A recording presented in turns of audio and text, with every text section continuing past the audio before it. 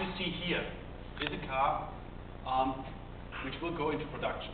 The car you see here is the car as it will go into production. So from that perspective, the technology and the product we are going to discuss today is something which we take extremely seriously.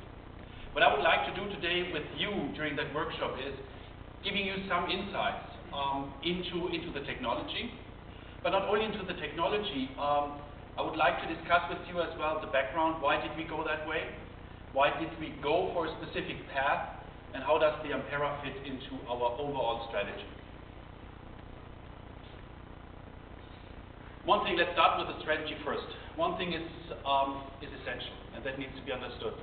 The Ampera for us, the Opel Ampera as well as the Chevrolet Volt, are not one-time events. They have not been designed for an auto show. These cars are products which we consider since quite some time. The technology we are going to implement with these vehicles is a technology which is part of our strategy. And it fits perfectly into our strategy. What we have defined a few years ago is a strategy which tries to get us as a car manufacturer independent of petroleum. It is a strategy which tries to reduce CO2 emissions as well as regulated emissions. How do we want to do that? Basically, and that is a focus for still quite some time, our combustion engines and transmissions. The first step of this strategy is to continuously improve exactly these components, the internal combustion engines and the transmissions we have, continuation of the development of these components. Having said that, we need to prepare these engines as well for usage of biofuels. Biofuels is something which will come, which will help us in a very early step, reducing CO2 emissions. Specifically, biofuels from ethanol, which can be easily implemented into gasoline engines. But nevertheless, biodiesel will be a very high focus, and alternative fuels such as compressed natural gas.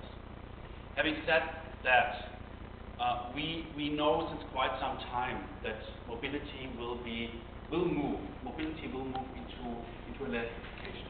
We see that already today with the implementation of hybrids.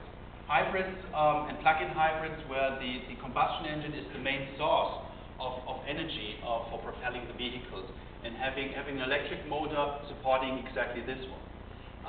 With hybrids and plug-in hybrids as a first step, we see the continuation of the electrification of mobility, specifically through concepts like we want to introduce.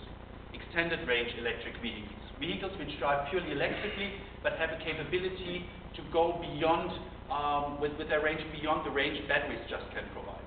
The ultimate goal for us is then hydrogen. Hydrogen being used in a fuel cell vehicle is an electric vehicle as well, with a different way of dealing with range and with energy being used to drive vehicles.